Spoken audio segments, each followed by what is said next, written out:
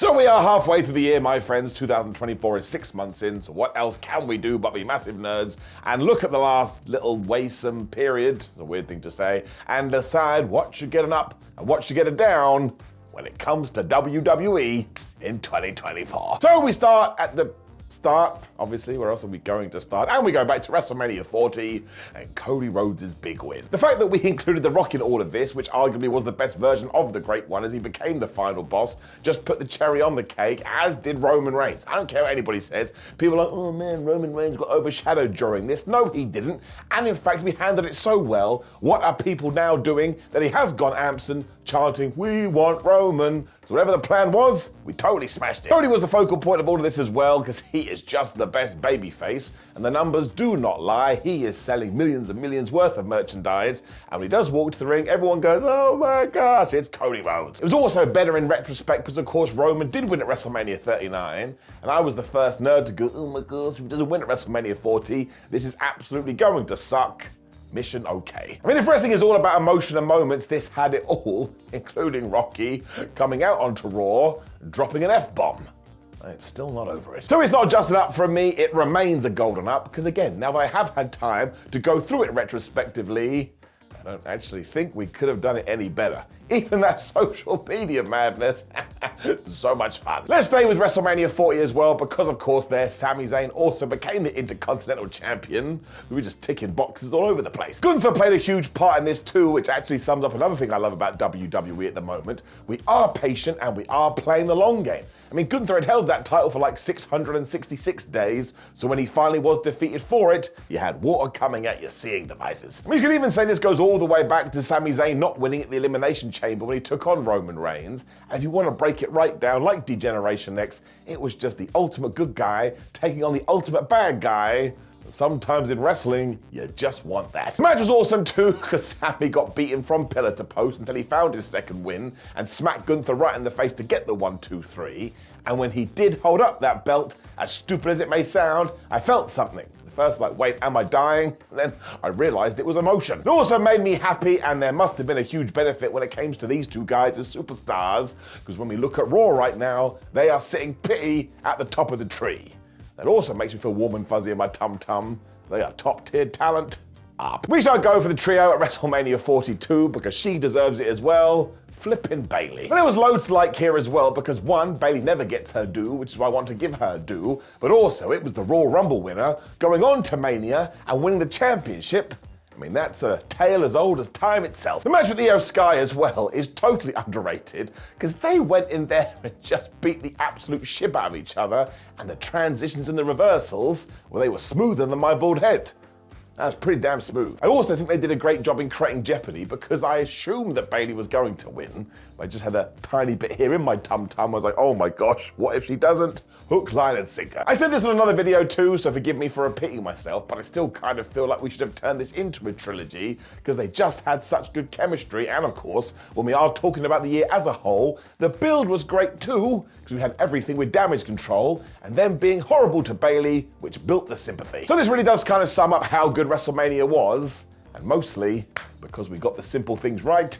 Up. As we're having such a good time as well, let's keep the ups on rolling, because the Bloodline, so good. So I really didn't know what the plan for them was going to be post the show of shows, but Roman Reigns disappeared when Solo Sikoa decided, I'm in charge now. He went and got Tangaloa and Tama Tonga, and he put them in the thing. The whole time everyone was like, it can't be those guys, they're crazy. Even better was taking Paul Heyman and moving him to outside of the pack, because now he is terrified for his life, which means when Roman Reigns does come back, once again, we can do the dance of joy. There's also a bunch of teasing here, because Solo keeps saying we. I don't think this takes a genius to work out. I don't think that is the point, but this surely has to be The Rock. So when we get that revealed too, well, we're going to be wiggling jiggling again. Of course, by the end of the year, we will have built to the OG Bloodline, take on the new Bloodline, and maybe even Kevin Owens and Sami Zayn comes in to help Roman Reigns. And the fact that we have placed all these seeds in the first 6 months of 2024, well, it's a round of applause all round. I just love the atmosphere we have created around all this and the idea of the tribal chief. And listen,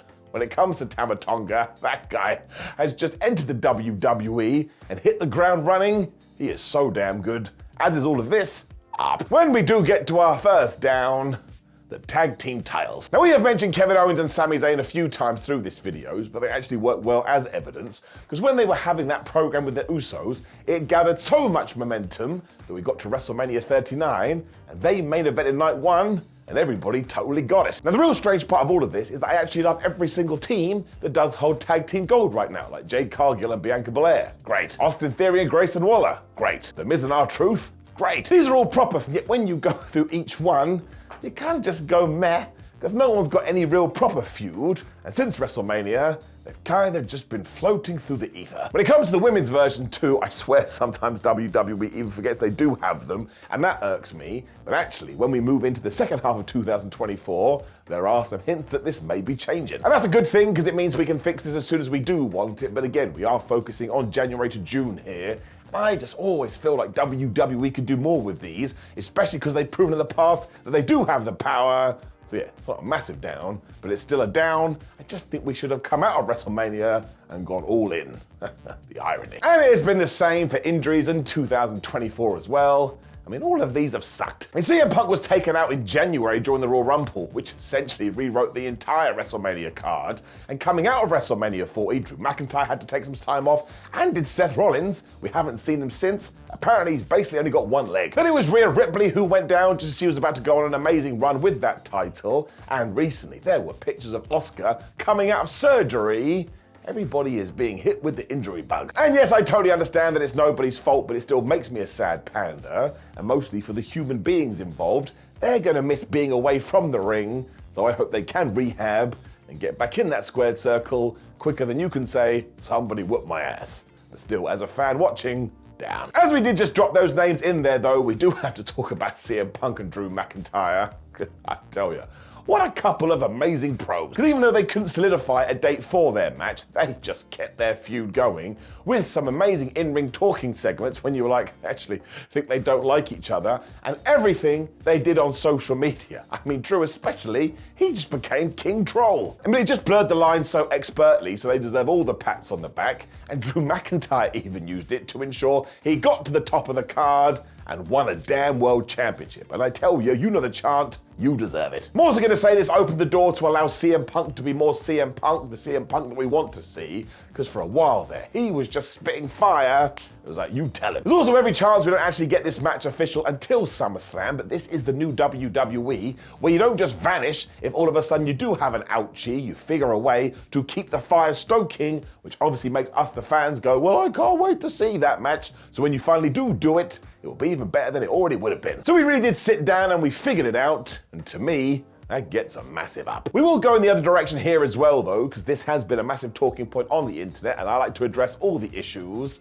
Everything Cody has done post-Mania 40. Now, I did do another video talking about the long game in WWE, and look, that match with AJ Styles at Backlash was flipping awesome. The Logan Paul thing was like, well, I can't believe we're doing this fun. And then we went back to Styles after he did that great retirement angle. Now, I thought this was so smart, because wrestling structure is usually like, well, I take you on, and as soon as you've gone, I go to somebody else, and Cody did do that. When Styles went, wait a minute, I don't like this template, I want to be the champion, I thought that felt fresh. I do totally understand the criticism though, and some people have been so desperate for Cody Rhodes to sink his teeth into something so they could lose their minds. And I would presume, given the teasing, Randy Orton is the guy that everybody wants. I can only talk from my vantage point here again. I just think we need to be a bit patient. It's coming. I also think Cody Rhodes is so good that he can make anything work, but I will acquiesce. There's absolutely been some SmackDowns where it's like, well, it's awesome the WWE champion is on TV every week, but it'd be a bit better if this was just a little bit more explosive. Or you can spin that and say it would have benefited hugely from like some massive war going down. So yeah, I will lean on you for this one and I will give it a down, but I would say I don't necessarily agree with that down because I enjoyed everything with AJ Styles. But again, I get the argument and I'm a man of the people. I mean, I've not, but I've said it now and there's no going back. Let us move on though and just celebrate the return of the King of the Ring and the Queen of the Ring tournament. Because I actually think right now in 2024, they may be more important than ever. I mean, so many times WWE has brought these things back and they just suck because they act like nobody cares. So why the flub would we care? And then whoever does get crowned is kind of treated like a joke. They're meant to be regal, man. I ain't talking about William. This time, though, we went absolutely massive because not only were some top people entering this thing, but we announced that the winners will get world title shots at SummerSlam. So straight away, you have basically just created a Royal Rumble that you can plonk in the middle of the year. And that is good stuff. It also means right now Gunther and Nia Jax are headed for this moment, and also it just keeps the momentum up. There's that word again, because some people feel like when we get out the other side of WrestleMania, there's a little bit of a lull. Well, that will change if you know there's a couple of tournaments that can rewrite everything. It's also going to make SummerSlam more important, which WWE are desperate for, because they essentially want to turn it into WrestleMania. And look at the different directions we have gone in. Gunther won't even put that crown on his head because it doesn't represent his character, whereas Nia, she will swan around with the thing. I don't think we could have booked this better. If nothing else, I enjoyed it very much and I thought it was fun. The secret lost word in wrestling. Which sort of does tie into what's next, the rise of the brand new superstar.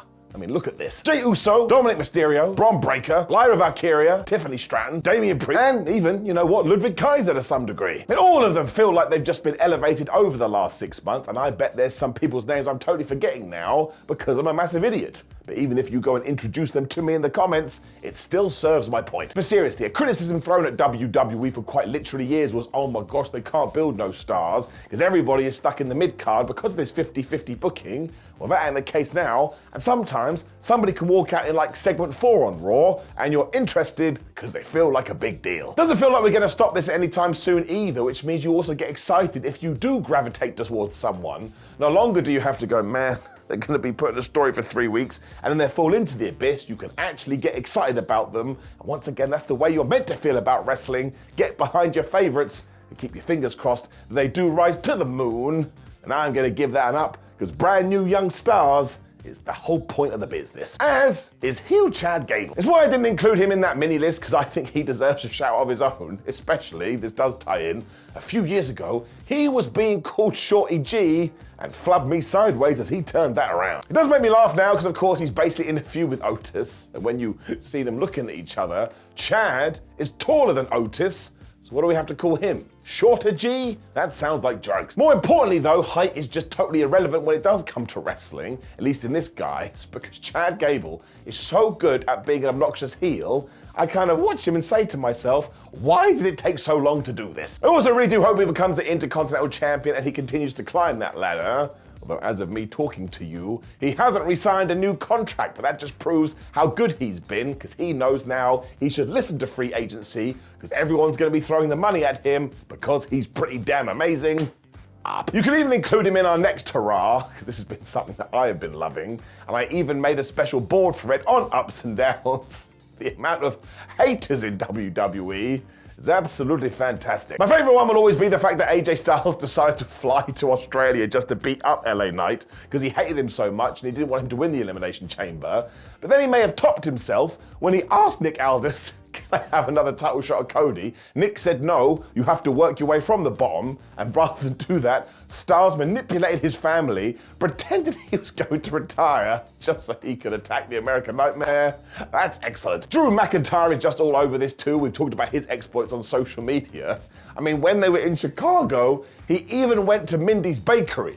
Listen, if you're a casual fan, that probably means nothing, but if you're not, talk about hitting a ridiculous home run. Liv Morgan has also decided to ruin Rhea Ripley's life because she injured her and still her boyfriend. And while it's funny to go, these people are acting like such assholes, this one especially is so damn good because we now anticipate Rhea coming back. When she does, it's gonna be like, Liv, she's going to kill you. Just allows people to be proper bad guys, because if nothing else, you can say to your non-wrestling friend, you see this Liv, she's trying to steal people's boyfriends. Who's not going to get that? It's just such a big leap from the usual villain going, oh, I'm a bad guy now because I say I'm a bad guy. Flub that, man. Give me some stuff to dive into, which is exactly what this was.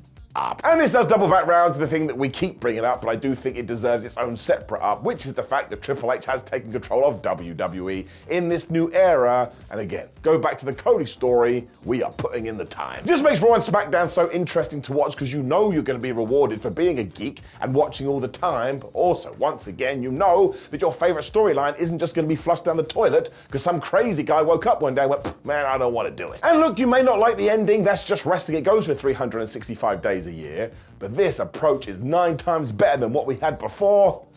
It still hasn't worked out for everybody in the main roster though. I have another list for you. Because Naomi, Zoe Stark and Shayna Baszler, Andrade, Dragon Lee, the Creeds, the Street Profits, Cedric Alexander, Shinsuke Nakamura. I mean, all of them just had the weirdest pushes, because sometimes they were involved, and sometimes they weren't. Sometimes we weren't talking about them, and sometimes it was like, shh, never again. I mean, Cedric even had a video where he was going to be part of a new tag team, and that was quite literally forgotten. And then there's somebody like Cameron Grimes. Because the Machine didn't have any plans for him, when it was time for cuts, he got booted out of the door, so there was nothing he could do about that. And that guy's really good. Now, WWE does feel like it's operating in waves at the moment, so I'm sure eventually we will get around and push these guys. But let's bring Ricochet into the conversation. I think he got bored of this back and forth, which is why the rumor right now is that he is leaving the company. And my gosh, he may even join AEW. And as always, like any kind of company, it's always going to come down to who your personal favorites are.